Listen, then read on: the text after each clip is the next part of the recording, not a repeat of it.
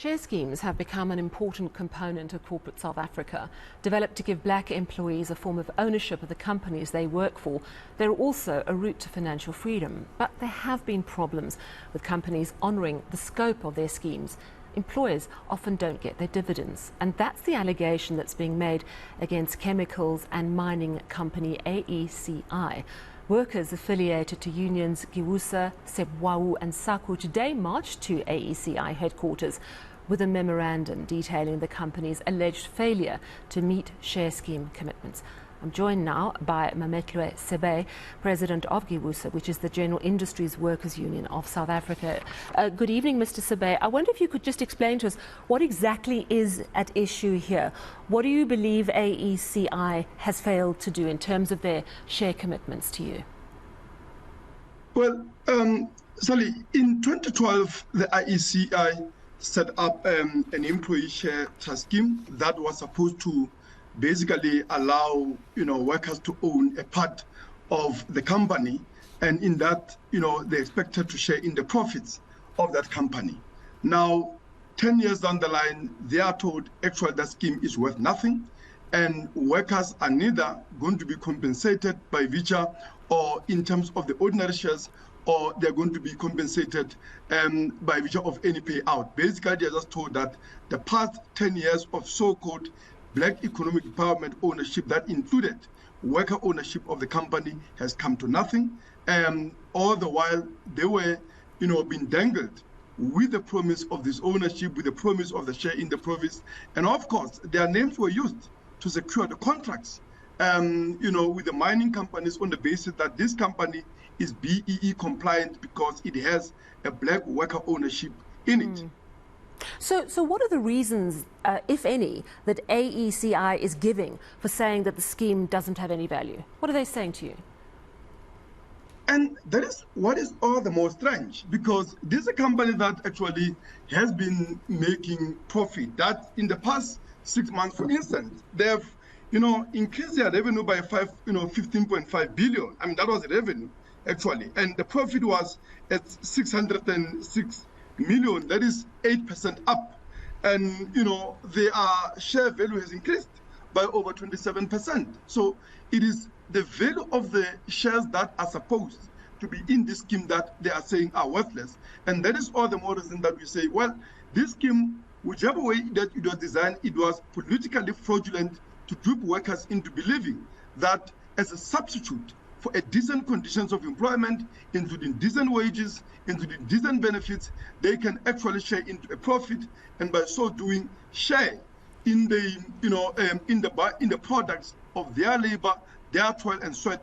And I think here the company is committing a crime against its workers insofar as we are concerned. So 10 years ago, in 2012, black employees were given BEE, the shares under the scheme.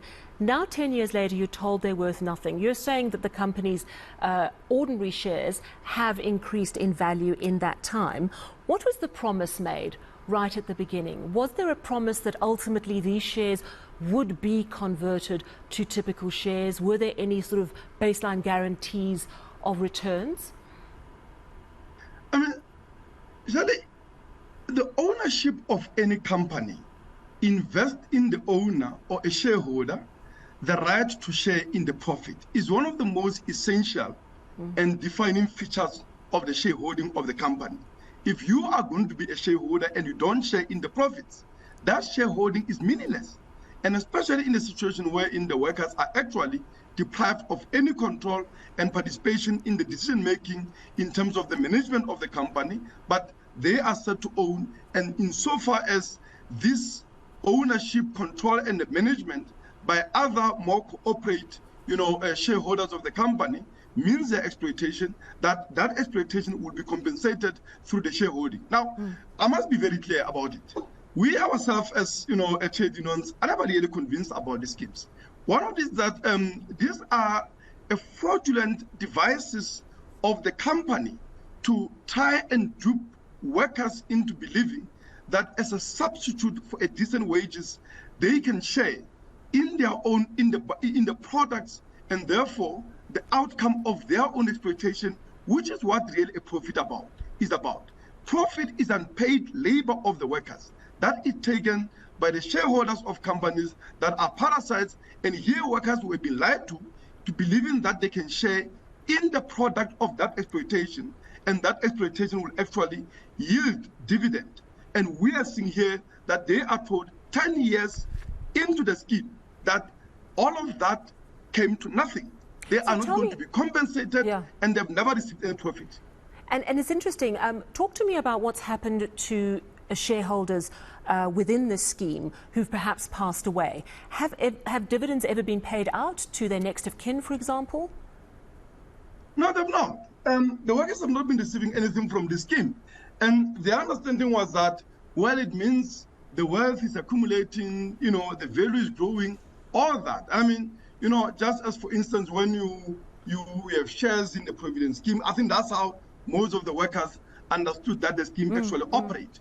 Now, they have not actually benefited from the scheme. And this is the reason that workers feel swindled, and rightfully so. And I think, for me, this situation at this company is really an indictment on modern capitalism. And I think this is exactly what, as Marxists, we've been pointing out. Marx speaks about the tendency of the rate of profit to fall, where in the past 40 years, of neoliberalism, Sorry to interrupt. I mean, I hear what you're saying is that workers are feeling swindled. This was dangled as an incentive, a sense of ownership in the company. 10 years down the line, they're like, how can you say it's worth nothing? I know that you marched today. You handed over a memorandum. Just give me an idea of the demands that you have of the company and what you're going to do if you don't get the response you need.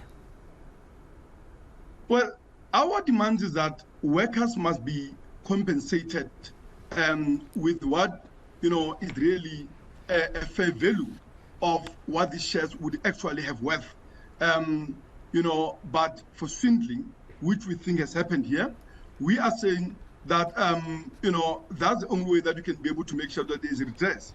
But I think more than that, we are saying that these shares, in this situation where, notwithstanding our reservations about these sort of schemes, workers are saying let them then be converted into ordinary shares of the company instead of just saying the scheme has actually failed, so that we are able to find ways in which workers can be able to cash out on these shares and at least be able to get something out of it.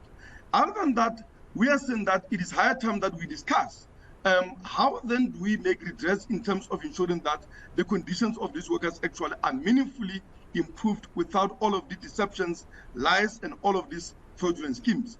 And part of that is that if the company does not come to the party, we are going to escalate. This was demonstration today. We are going to delay a dispute. We are going to obtain certificate where we will start with one-day strike. But of course, if that is not sufficient, we'll actually go into an indefinite action to force the company up until there is actually a justice to the demands of the workers. Thank you so much for chatting to us this evening. That, of course, is Mametlwe Sebei, President of Giwusa, the General Industries Workers Union of South Africa, along with two other unions. They marched to AECI headquarters. They have some serious concerns with the black ownership share scheme, which they believe has essentially swindled shareholders over the last 10 years.